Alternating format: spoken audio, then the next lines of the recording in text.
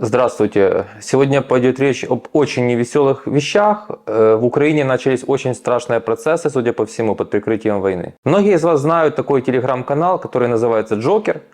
Этот телеграм-канал до войны культивировал всяких адептов русского мира. Вы даже помните, может быть, как Илья Кива в Верховной Раде одевал маску Джокера. Это был такой анонимный политический телеграм-канал. Кто стоит сейчас за этим телеграм-каналом, я прекрасно знаю. Кто пишет эти тексты туда, я тоже прекрасно знаю. Тонко вам намекаю, что это девушка, которая имеет отношение к очень большому сайту, который финансируется, не буду говорить кем, но тоже знаю. И этот сайт до войны так довольно-таки явно звал сюда «Русский мир», против него даже вводились санкции. Но сейчас дело не в этом, потому что сайт полностью сейчас лег под офис президента Украины просто тотально. Это не просто сайт, на котором кто-то заказывает какие-то публикации, это сайт, который напрямую оттуда контролируется. И вот вчера, смотрите, какой пост там публикуется, я вам зачитаю. Выставляются превьюшки из разных видео из украинского ютуба. Эти видео направлены против президента Зеленского. И вот что пишут. А что вообще происходит? Что это? Никто не хочет ничего с этим сделать.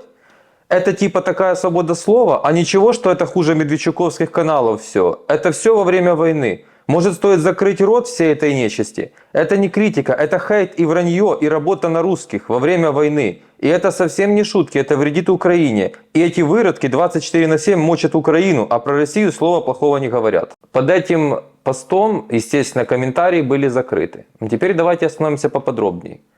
Там было превью Тараса Черновола, Цензорнет, еще каких-то каналов, которые я не знаю. Слушайте, что говорят. Закрыть рот нужно им. То есть, я перевожу вам, натравить СБУ. Потому что свободы слова в Украине никакой нет. Во время войны это уже не критика, это уже хейт. Как отличается, интересно, и кто как отличает хейт от критики? Любую критику можно назвать хейтом при большом желании и даже не при большом желании. Так как это делает этот телеграм-канал, то есть офис президента. 3 раза. Во время войны. Во время войны. А что, во время войны все должны закрыть рот и смотреть на все, что происходит, на все то, что делает власть? Смириться со своей участью? Только заткнуть рот, идти молча воевать и платить налоги, если ты еще не на фронте? Больше ни для чего не нужен гражданин. То есть у нас гражданин для государства, а не государство для гражданина. Я правильно понимаю эту логику? Но самое страшное не в этом. Самое страшное, что вы сейчас увидели, как напрямую из офиса президента, просто это сделано неофициально, но все прекрасно понимают, что это за телеграм-канал. По сути, неофициально объявлена война свободе слова и сказано, что если вы будете такое делать, мы за вами придем. Но если вы, конечно, как-то по-другому расцениваете вот это вот все, напишите в комментариях, я с удовольствием почитаю. А теперь следим за руками, что происходит дальше. Сегодня показали, как СБУ пришло к Нестору Шуфричу. Я, как только завел YouTube канал, кричал чуть ли не в громкоговоритель: Шуфрич, Бойко, все ОПЗЖ, вся вот эта сволота, которая на всех ток-шоу везде аккуратно и не очень пропагандировала сюда русский мир, ездили получать в Кремле, напрямую в Кремле с Медведчуком, им там ЦУ давали, прямо говоря. Ездили поручения брать и внедрять их здесь в Украину. Что нам показывают у Шуфрича при обыске? Ордена, какие-то документы десятилетней давности, еще что-то. Но никто не говорит, вернее мало кто знает. Мне сегодня из Киева сообщили, что по всему городу Киева пошли такие слухи. Что стоит за этим всем, я не утверждаю, передаю слухи. Данилов, это глава СНБО, который вместе со своим другом Михаилом Бродским, а Бродский давний партнер, вы можете это с легкостью проверить, Шуфрича по бизнесу, решили у него под шумок забрать бизнес. Как-то я даже удивился этой дерзости, я понимал, что это за люди, я хорошо знаю, сейчас расскажу. Но как-то чересчур дерзко даже для них. И тут я открываю сайт «Обозреватель», и там уже вовсю, а сайт «Обозреватель» принадлежит Бродскому, и там уже вовсю достали какой-то 2-годичной давности, с контекста вырезали кусочек видео с YouTube-канала Леонида Черновецкого, бывшего мэра Киева, и, кстати, друга бывшего Бродского. И они все перевернули, выставили Черновецкого сепаратистом, который звал русский мир, который призывает к сдаче территорий, перечислили значит, предприятия, которые принадлежат в Киеве, жилые комплексы и все остальное сыну Черновецкого. И таким образом можно осуществлять только 2 вещи. Первая вещь, это как обычно обозреватель действует, по слухам, конечно. Публикуют, человек кипишует, звонит и говорит: ну сколько ты хочешь денег, чтобы это убрать? То есть просто платит за молчание, иногда разово, иногда за абонплату. И второе, это подготовка общественного мнения к отжиму бизнеса. Вот, по-моему, это сейчас второй вариант, глядя на то, что случилось с Шуфричем. Бродский так поступает всегда. Кстати, по информации средств массовой информации, Бродский в начале войны свалил в Италию. Почему? Потому что он сам выступал, кричал в начале войны, что офис президента и власть хотят у него отобрать обозреватель сайта. Теперь, видимо, через Данилова договорились и происходят такие вещи. Также вы помните скандал, который был в интернете, что Бродский торгует гуманитарной помощью. Вот такие страшные дела сейчас происходят. Видите, я не берусь ничего утверждать, но как-то картинка из всех этих слухов очень хорошо складывается в один пазл, который говорит мне только об одном. Свобода слова в опасности, 90-е возвращаются. И если все это правда, то это дело, это я знаю, кто такой Бродский, на нем клейма негде ставить. Это просто человек, которого я даже не знаю, кто больше зашкварен, еще Шуфрич или Бродский. Это человек, которого Кучма посадил в тюрьму в свое время, и только он, и, по-моему, еще один какой-то чудак с Ирландии, в Ирландии, это были два человека, которые, находясь в тюрьме, избирались депутатами в парламент. Бродский владел газетой «Киевские ведомости», на него наехал Кучма, пытался посадить в тюрьму, отобрали бизнес. Но этот человек, уже когда все это прошло, когда он опять встал на ноги, абсолютно не брезгует, судя по всему, действовать такими же методами. И я вам хочу сказать, что Украина и все в опасности. Также вы видели вчера, опубликовали, что СБУ пришло и арестовало Крыжанівського. Я вот пару видео сделал, юмористических высмеивал. Я понимал, что это городской сумасшедший, который на старости лет решил заработать денег. К нему на полном серьезе приходит СБУ за призывы к свержению власти. И заметьте, как все это работает, чтобы вы просто на эту удочку не попались, потому что завтра это может коснуться каждого. Как распространяется эта информация? Пишут, 9 раз был женат.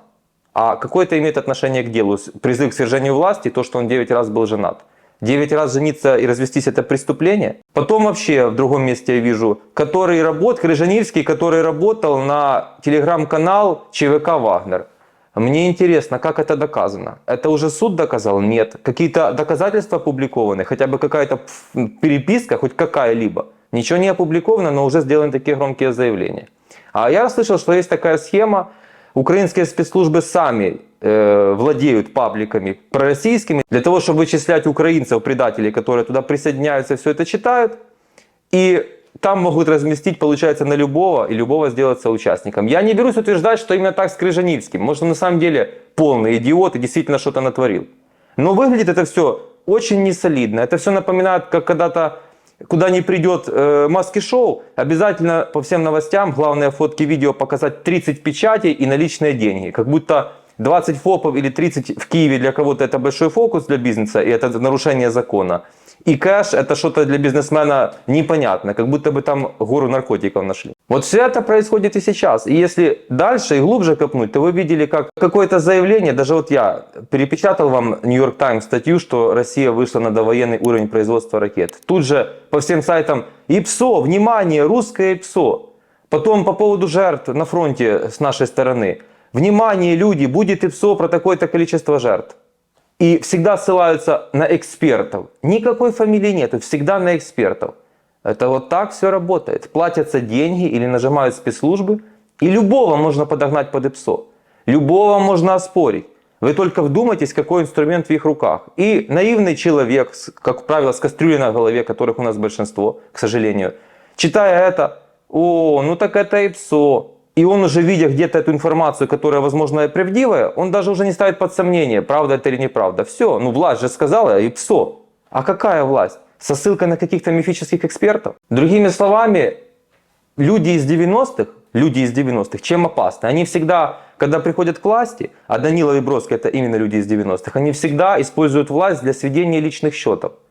Это люди, которые не идут туда великие дела какие-то творить, они идут туда для себя делать, и, как видим, сводить счеты. И даже если 20% из этой информации правда, то это уже печально. Это печально в мирные времена, но они в мирные времена на такое вряд ли бы решились. А во время войны можно все прикрыть и, в принципе, любого перевернуть с ног на голову и показать ИПСО, предатель, работал на русских, все что угодно, кому угодно. А теперь скажите, как защититься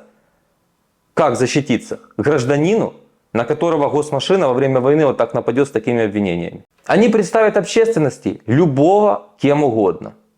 А Зеленский вообще не понимает, что происходит. Вот поверьте мне, вот эти все вещи, Может быть, по каким-то персоналиям, я уверен, он лично одобряет. Но большинство из этих вещей происходит за его спиной. И я на стриме в воскресенье, кстати, не забудьте, 20:00 в воскресенье будет стрим, я примерно вам расскажу, как это все происходит. Часто окружение играет самого президента. И мне кажется, сейчас так это все и происходит, что еще больше делает плохим Зеленского в этой ситуации. А я вам честно скажу, я после вот таких новостей даже не знаю, о чем можно дальше говорить. Если все скатывается просто в такую банальность, так я вам еще, кстати, забыл рассказать, а потом этот телеграм-канал Джокер, сразу после новости вот этой вот, что надо, это все хуже Медведчуковских, надо их всех там что-то с ними сделать. Следующая новость, что очередную подозру вручили Коломойскому, и там уже комментарии открыты. Почему? Потому что даже их аудитория начнет писать в комментариях, что вы клоунадой занимаетесь, начинаете натравливать людей, хотя это вообще даже не клоунада, натравливать людей, называя хейтерами тех, кто критикует власть. То есть критика власти как бы запрещена. Но как только дело касается Коломойского, комментируйте, пожалуйста, потому что прекрасно знаю, что все люди сейчас нападут на Коломойского. Что вам это напоминает? Напишите в комментариях. Мне это напоминает Россию. Это есть все элементы русского мира. И это не пропаганда, контрпропаганда. Любая пропаганда, просто или контр, это вранье. Это значит уже врете. Если мы в эту игру играем сейчас с русскими, это плохо, но это один разговор. И совсем второй разговор, когда это используется против собственного народа. Это не манипуляция общественным мнением, это все гораздо хуже. Нам пытаются под правилами, под хорошей миной преподнести, что это как бы нормально. Обыдляют людей, и это страшно. Сопротивляться этому можно и нужно. Делать это никаких майданов, я уже 100 раз говорил, не пишите мне об этом. В цифровом формате. Главное, чтобы вы это понимали в голове. Но сидеть бояться – это не вариант. Если вы будете жить в страхе и на это согласитесь, тогда за что идет война? То есть эти нам хотят навязать элементы русского мира, которые снаружи к нам пробиваются. Ну, у меня других просто объяснений и как это классифицировать, я просто в голову мне не приходит. Многие люди, конечно, сидят и думают, да нет, не бывает дыма без огня, что-то там, да я никого не обеляю. Я еще раз говорю, Шуфрич – это законченный негодяй. Но одно дело прийти к нему в начале войны по делу и все сделать по закону. И совсем другое дело спустя 1,5 года войны проснуться вдруг почему-то и показать его костюмы и наряды. Так вот, по этим слухам, которые в Киеве гуляют, говорят, что Бродский несколько дней назад был у него в этом доме в гостях. И, видимо, сам все это увидел. Ну, короче, друзья, это какие-то фантастические, конечно, сценарии, но это Украина, и у нас возможно все. Просто ответьте себе на вопрос. Закончится война все равно рано или поздно. В какой Украине вы хотите жить после этого? И верите ли вы, самое главное, верите ли вы, что люди, которые занимаются такими вещами, когда отобьемся от Путина, резко станут белыми, пушистыми и будут делать Украину великой, и свобода слова для них будет священной коровой, и вообще у нас будет либерти, свобода, и вообще это хорошие люди. Просто сейчас война требует такого. Сводить личные счеты, непонятно чем заниматься и держать в страхе все население. Не вздумайте критиковать Зеленского, говорит телеграм-канал Джокер, потому что война идет. Л значит логика. Во время войны будьте быдлом. А после войны будете критиковать. А когда война закончится? А когда выборы? А они будут? А Зеленский баллотируется? Ни одного ответа на эти вопросы нету. Вообще о мире никто не говорит. Они себя комфортно чувствуют в состоянии войны. Мне говорят в Киеве, куча дорогих машин, куча ремонтов в помещениях. Кто-то очень классно зарабатывает, казалось бы, во время войны. Ну, думайте, за кого голосовать в следующий раз. Пока.